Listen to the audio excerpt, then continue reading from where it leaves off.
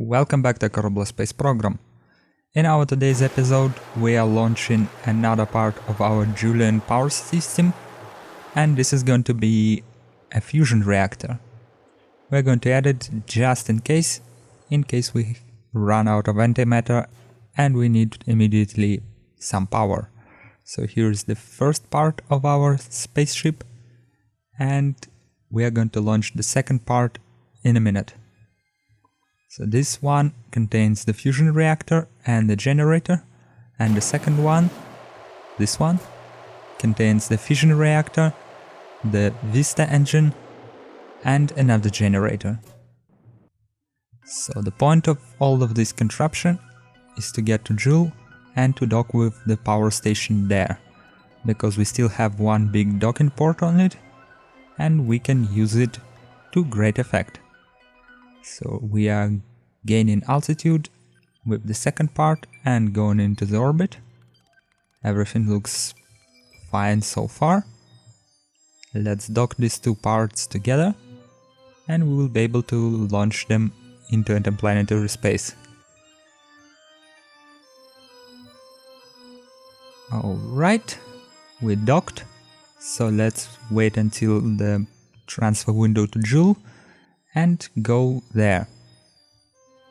Let's turn on our reactors, turn on our engine, and let's see what kind of maneuver we need to create. That looks fine, so let's burn immediately because it is very close to our current position and we're actually going to overshoot it by approximately 4 minutes. So here is our maneuver done, and we're on the intercept course to Jool. So let's turn off our reactors because we don't need them in the interplanetary space. We only need them when we are doing something. And let's create a maneuver that will allow us to get close to Jool and in the orbit around it, which intersects with our power station. So something like that should be okay for now. So let's time warp to the node and execute it. Here we are, executing our maneuver, working with the thrust limiter to make sure that we do not overshoot and we don't take way too much time. And after a bit of time warping, we are getting into Joolian orbit, and we can change our inclination to match the inclination of the power station. So let's do that. And then we're going to circularize around the Jool. Here we are after the plane change, and now we're looking at the circularization maneuver. Alright, it will take approximately 1.6 thousand delta V, and we don't really need the maneuver node itself. We only needed to see approximately how much delta V and how long it will take. So I'm going to remove the maneuver node, and I'm going to see you when we are almost circularized. Alright, here we are. We are not going to actually circularize. We're going to drop our apoapsis to the height where the station is, and then we're going to raise our periapsis a little bit and time warp until we get close encounter so that we can dock together. So let's raise our periapsis to, let's say, 3000. Something like that should allow us to time warp around without much of an issue. And also we are not going to get any wild encounters with Eve? Leif! Eve is not here. So here we are, we have a very close encounter, and the only thing that separates us is mostly the inclination, so we're going to change the inclination a little bit, and we're going for the nice close encounter. It is less than 10 kilometers, and we have to time warp a little bit to our ascending node to change our inclination even further. We want to make it as small inclination as possible, and we have the Kerbal Engineer to ensure that. Because the Kerbal Engineer does show the relative inclination up to 6 decimal place, and we are currently at 0.0003 degrees of inclination, which I think is quite sufficient. And we have a lot of delta speed to drop, so let's start doing that. Of course, the station is going to fly away from us while we're doing it, but we are going to get into approximately the same orbit, and we are going to be able to cut this distance very, very fast. So we are almost there. That looks nice. And let's see what kind of encounter we can get. Now here we are, less than 3 kilometers. Let's time warp a little bit closer. And let's change the direction of our approach so that we get this 0.1 kilometers encounter. Great.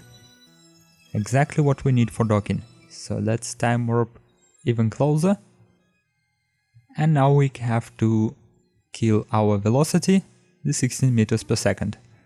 So the wise decision I've done is, well, let's use the engine, right? Radiation hazards? Who gives a damn? Let's... Oops.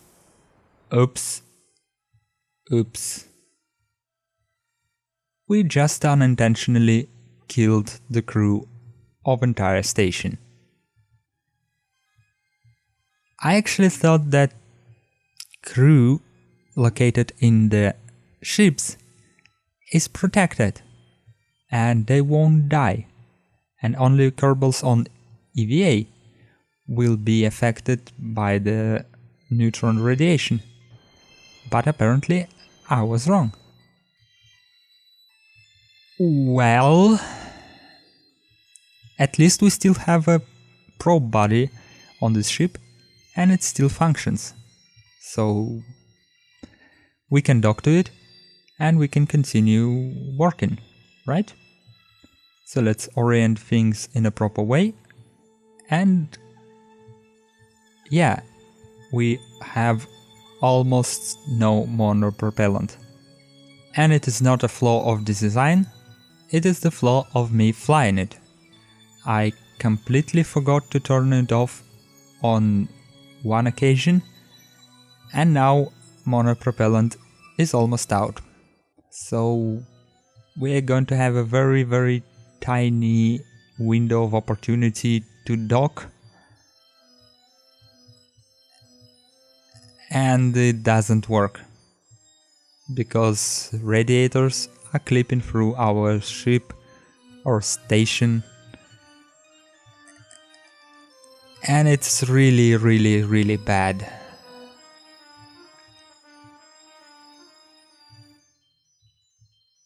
We are running out of monopropellant.